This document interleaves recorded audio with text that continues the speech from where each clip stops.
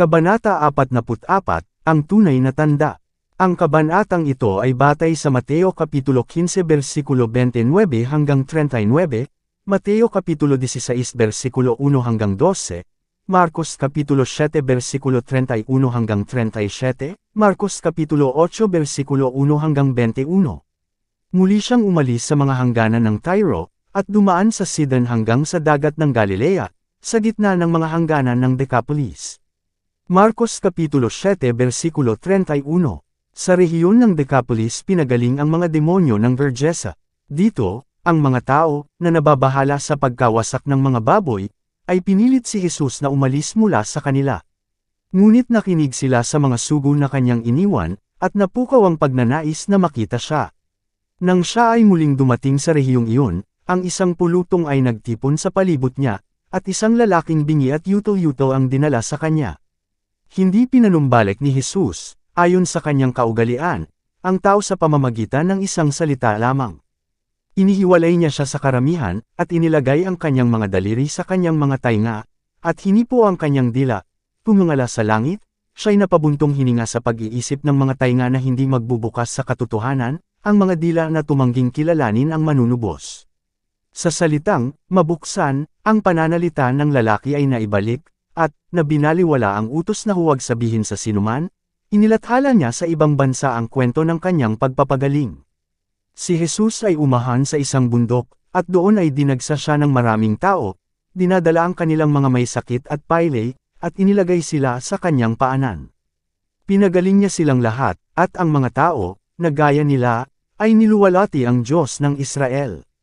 Sa loob ng 3 araw ay nagpatuloy sila sa pagsiksik sa paligid ng tagapagligtas, natutulog sa gabi sa bukas na hangin, at sa buong araw ay nagpupumilit na may pananibik na marinig ang mga salita ni Kristo, at upang makita ang kanyang mga gawa. Sa pagtatapos ng 3 araw ay naubos ang kanilang pagkain. Hindi sila pinaalis ni Jesus na gutom, at tinawag niya ang kanyang mga disipulo na bigyan sila ng pagkain. Muling inihayag ng mga alagad ang kanilang kawalan ng pananampalataya. Sa Betsaida nakita nila kung paano, sa pagpapala ni Kristo, ang kanilang maliit na tindahan ay nakinabang para sa pagpapakain ng karamihan, gayunpaman hindi nila ngayon isulong ang kanilang lahat, nagtitiwala sa kanyang kapangyarihan na paramihin ito para sa nagugutom na pulutong. Bukod dito, ang mga pinakain niya sa Betsaida ay mga Hudyo, ito ay mga Gentil at Pagano.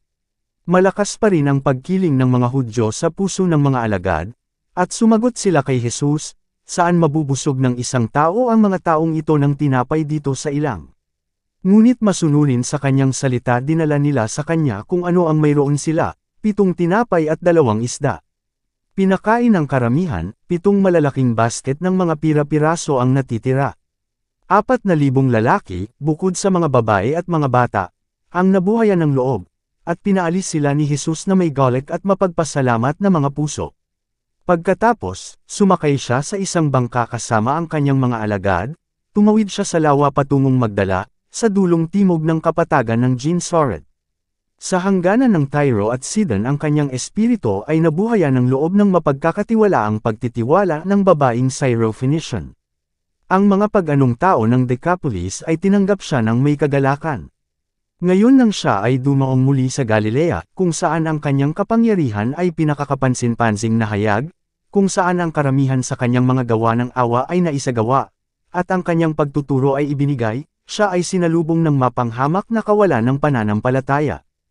Ang isang deputasyon ng mga Pariso ay sinamahan ng mga kinatawan mula sa mayayaman at maharlikang mga Seduso, ang partido ng mga pari, ang mga may pag-aalinlangan at aristokrasya ng bansa. Ang dalawang sekta ay nagkaroon ng matinding awayan. Niligawan ng mga Seduso ang pabor ng namumunong kapangyarihan upang mapanatili ang kanilang sariling posisyon at awtoridad. Ang mga Pariso, sa kabilang banda, ay nagtaguyod ng popular na pagkapuot laban sa mga Romano, na nananabik sa panahon na maaari nilang itapon ang pamatok ng mananakop. Ngunit ang Pariso at Seduso ngayon ay nagkaisa laban kay Kristo.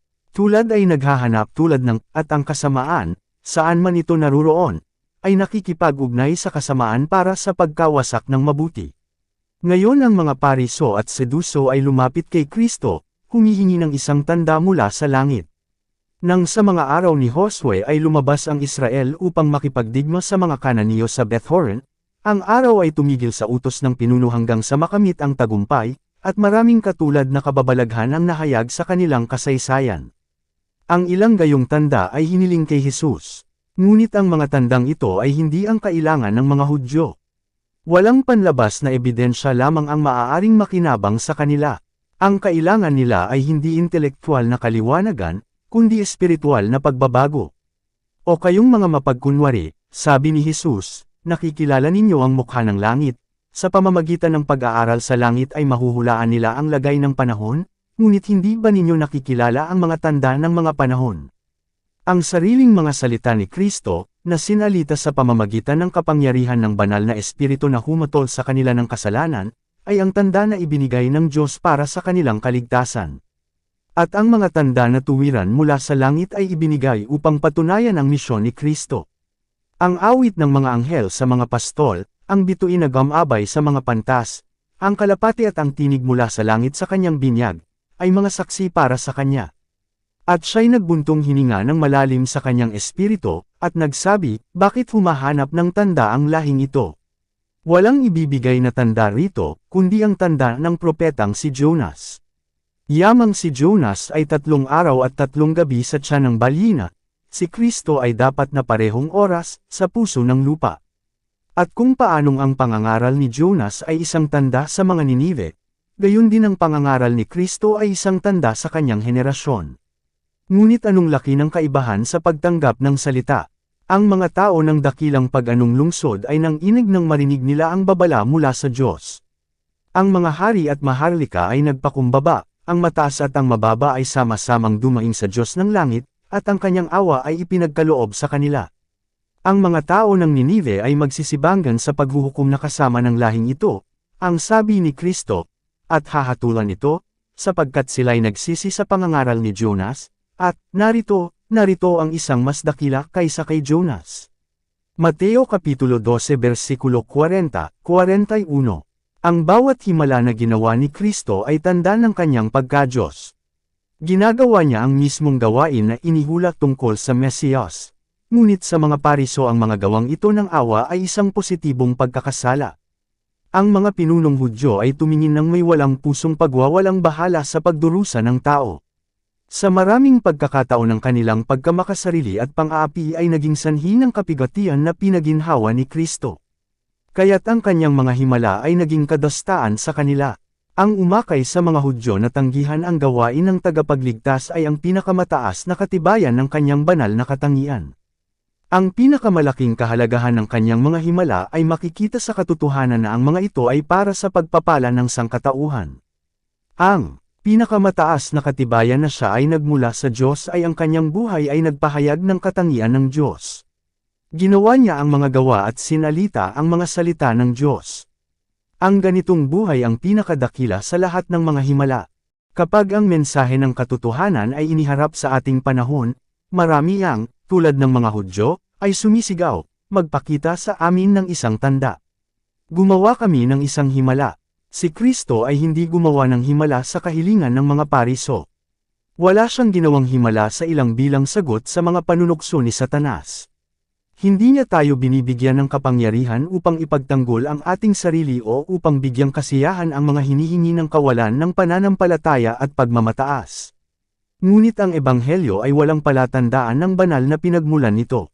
Hindi ba't isang himala na makawala tayo sa pagkaalipin ni Satanas? Ang pagkapuot laban kay Satanas ay hindi likas sa puso ng tao, ito ay itinanim ng biyaya ng Diyos. Kapag ang isa na nakontrol ng isang matigas ang ulo, suwail na kalooban ay pinalaya, at buong pusong ibinigay ang kanyang sarili sa pagguhit ng makalangit na mga ahensya ng Diyos, isang himala ang nagagawa, gayon din kapag ang isang tao na nasa ilalim ng matinding maling akala ay nauunawaan ang katotohanang moral. Sa tuwing ang isang kaluluwa ay nagbabalik loob, at natututong mahalin ang Diyos at sundin ang kanyang mga utos, ang pangako ng Diyos ay natutupad, bibigyan ko rin kayo ng isang bagong puso, at isang bagong espiritu ang ilalagay ko sa loob ninyo. Ezekiel Kapitulo 36 versikulo 26. Ang pagbabago sa mga puso ng tao, ang pagbabago ng mga karakter ng tao, ay isang himala na naghahayag ng isang nabubuhay na tagapagligtas, na gumagawa upang iligtas ang mga kaluluwa. Ang patuloy na buhay kay Kristo ay isang malaking himala. Sa pangangaral ng salita ng Diyos, ang tanda na dapat na mahayag ngayon at palagi ay ang presensya ng banal na Espiritu, upang gawin ang salita na isang muling pagbuo ng kapangyarihan sa mga nakikinig. Ito ang saksi ng Diyos sa harap ng mundo sa banal na misyon ng kanyang anak. Yaong mga nagnanais ng tanda mula kay Jesus ay pinatigas ang kanilang mga puso sa kawalan ng pananampalataya na hindi nila nakilala sa kanyang katangian ang wangis ng Diyos. Hindi nila makikita na ang kanyang misyon ay bilang katuparan ng mga kasulatan. Sa talinghaga ng taong mayaman at ni Lazaro, sinabi ni Jesus sa mga Pariso, kung hindi nila dininig si Moises at ang mga propeta, hindi rin sila mahihikayat, kahit na may bumangon mula sa mga patay. Lucas Kapitulo 16 versikulo 31. Walang palatandaan na maibibigay sa langit o lupa ang makikinabang sa kanila. Si Jesus ay nagbuntong hininga ng malalim sa kanyang espiritu, at tumalikod mula sa grupo ng mga cavalers, muling pumasok sa bangka kasama ang kanyang mga disipulo. Sa malungkot na katahimikan ay muli silang tumawid sa lawa. Gayunpaman, hindi sila bumalik sa lugar na kanilang iniwan, ngunit itinuro ang kanilang landas patungo sa Bethsaida, malapit sa kung saan pinakain ang 5,000. Nang makarating sa malayong bahagi, sinabi ni Jesus, mag-ingat at mag-ingat sa lebadura ng mga Pariso at ng mga Seduso. Nakaugalian na ng mga Hudyo mula pa noong mga araw ni Moises na alisin ang lebadura sa kanilang mga bahay sa panahon ng Paskwa, at sa gayon sila ay tinuruan na ituring ito bilang isang uri ng kasalanan. Ngunit nabigo ang mga disipulo na maunawaan si Jesus. Sa kanilang biglaang pag-alis sa Magdala ay nakalimutan nilang magdala ng tinapay, at mayroon lamang silang isang tinapay. Sa sitwasyong ito na unawaan nilang tinutukoy ni Kristo, binabalaan sila na huwag bumili ng tinapay ng isang Pariso o isang Seduso. Ang kanilang kakulangan ng pananampalataya at espiritual na pananaw ay madalas na humantong sa kanila sa katulad na maling pagkaunawa sa kanyang mga salita. Ngayon sinaway sila ni Jesus sa pag-aakalang siya na nagpakain sa libo-libo ng ilang isda at tinapay na sebada ay maaaring sa solemneng babalang iyon ay tumutukoy lamang sa temporal na pagkain. May panganib na ang tusong pangangatwiran ng mga Pariso at mga Seduso ay magpapaalsa sa kanyang mga disipulo ng kawalan ng pananampalataya, na magiging dahilan upang mapag-isipan nilang mabuti ang mga gawa ni Kristo. Ang mga alagad ay may hilig na mag-isip na ang kanilang guro ay dapat sana ay nagbigay ng kahilingan para sa isang tanda sa langit. Naniniwala sila na ganap niyang magagawa ito, at ang gayong tanda ay magpapatahimik sa kanyang mga kaaway. Hindi nila naunawaan ang pagkukunwari ng mga cavalers na ito. Pagkaraan ng mga buwan, nang magtipon ang di mabilang na karamihan ng mga tao, anupat sila'y yerokan ang isa't isa, inulit ni Jesus ang gayunding turo. Siya ay nagsimulang magsabi sa kanyang mga alagad una sa lahat, mag-ingat kayo sa lebadura ng mga Fariseo, na siyang pagpapaimbabaw. Lucas Kapitulo 12 versikulo 1. Ang lebadura na inilagay sa pagkain ay gumagana ng hindi mahahalata, na binabago ang buong masa sa sarili nitong kalikasan. Kaya't kung ang pagkukunwari ay pinahihintulutang umiral sa puso, ito ay tumatagos sa pagkatao at sa buhay. Isang kapansin-pansing halimbawa ng pagpapaimbabaw ng mga Pariso, sinaway na ni Kristo sa pagtuligsa sa pagsasagawa ng korban, kung saan ang pagpapabe sa tungkulin bilang anak ay ikinubli sa ilalim ng pagkukunwari ng pagiging liberal sa templo. Ang mga eskriba at mga Pariso ay nagpapahiwatig ng mapanlinlang na mga simulain. Itinago nila ang tunay na ugali ng kanilang mga doktrina, at pinagbuti ang bawat pagkakataon upang maitanim ang mga ito ng may sining sa isipan ng kanilang mga nakikinig. Ang mga huwad na alituntuning ito, nang minsang tinanggap, ay naging parang lebadura sa pagkain, na tumatagos at nagbabago ng pagkatao. Ang mapanlinlang na turong ito ang nagpahirap sa mga tao na tanggapin ang mga salita ni Kristo. Ang parehong mga impluensya ay gumagana ngayon sa pamamagitan ng mga nagsisikap na ipaliwanag ang kautusan ng Diyos sa paraang gawin itong umayon sa kanilang mga gawain. Ang uri na ito ay hindi hayagang umaatake sa batas, ngunit naglalagay ng mga haka-haka na teorya na nagpapahina sa mga prinsipyo nito. Ipinaliwanag nila ito upang sirain ang puwersa nito. Ang pagpapaimbabaw ng mga Pariso ay bunga ng paghahangad sa sarili. Ang pagluwalhati sa kanilang mga sarili ang layunin ng kanilang buhay. Ito ang nagbunsod sa kanila na baluktutin at maling gamitin ang kasulatan, at binulag sila sa layunin ng misyon ni Kristo. Ang tusong kasamaang ito maging ang mga disipulo ni Kristo ay nasa panganib na pahalagahan. Yaong mga nag-uuri sa kanilang sarili sa mga tagasunod ni Jesus, ngunit hindi iniwan ang lahat upang maging kanyang mga alagad, ay naimpluwensyahan sa malaking antas ng pangangatuwiran ng mga Fariseo. Madalas silang nag-aalinlangan sa pagitan ng pananampalataya at kawalan ng pananampalataya, at hindi nila naunawaan ang mga kayamanan ng karunungan na nakatago kay Kristo. Maging ang mga alagad, bagamat sa panlabas ay iniwan nila ang lahat para kay Jesus, ay hindi tumigil sa puso na maghanap ng mga dakilang bagay para sa kanilang sarili. Ang espiritong ito ang nagudyok sa alitan kung sino ang dapat na pinakadakila. Ito ang naganap sa pagitan nila at ni Kristo, na ginawa silang napakaliit sa pakikiramay sa kanyang misyon ng pag-aalay ng sarili, napakabagal sa pag-unawa sa misteryo ng pagtubos. Kung paanong ang lebadura, kung hahayaan upang makumplito ang gawain nito, ay magdudulot ng katiwalian at pagkabulok, gayon din ang espiritong naghahanap sa sarili, na itinatangi, ay gumagawa ng karumihan at pagkasira ng kaluluwa. Sa mga tagasunod ng ating Panginoon ngayon, tulad noong unang panahon, gaano kalawak ang tuso, mapanlinlang na kasalanang ito.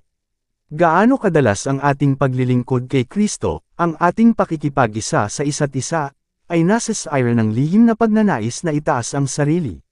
Gaano kahanda ang pag-iisip ng papuri sa sarili, at ang pananabik para sa pagsang-ayon ng tao. Ito ay ang pag-ibig sa sarili, ang pagnanais para sa isang mas madaling paraan kaysa sa itinakda ng Diyos na humahantong sa pagpapalit ng mga teorya at tradisyon ng tao para sa mga banal na utos. Sa kanyang sariling mga disipulo ang mga babalang salita ni Kristo ay sinabi, "Mag-ingat kayo at mag-ingat sa lebadura ng mga Fariseo." Ang relihiyon ni Kristo ay katapatan mismo. Ang sigasig para sa kaluwalhatian ng Diyos ay ang motibo na itinanim ng banal na espiritu, at tanging ang mabisang paggawa ng espiritu ang maaaring magtanim ng moibong ito. Tanging ang kapangyarihan ng Diyos ang makapagpapalaya sa paghahanap sa sarili at pagkukunwari. Ang pagbabagong ito ay tanda ng kanyang paggawa. Kapag ang pananampalatayang tinatanggap natin ay sumisira sa pagkamakasarili at pagkukunwari, kapag ito ay umakay sa atin na hanapin ang kaluwalhatian ng Diyos at hindi ang ating sarili, maaari nating malaman na ito ay nasa tamang pagkakasunod-sunod. Ama, luwalhatiin mo ang iyong pangalan, Juan Kapitulo 12 versikulo 28, ang pangunahing tono ng buhay ni Kristo, at kung susundin natin siya, ito ang magiging pangunahing tono ng ating buhay. Iniuutos niya sa atin na, lumakad, maging gaya ng paglakad niya, at, sa pamamagitan nito ay nalalaman natin na siya ay ating nakikilala, kung ating tinutupad ang kanyang mga utos. Unang Juan Kapitulo 2 versikulo 6-3. Dito nagtatapos ang Kabanata 44. Para updated ka sa susunod na kabanata, ay huwag kalimutang mag-subscribe, mag-follow at mag-share sa ating channel Renilab TV. Maraming salamat po.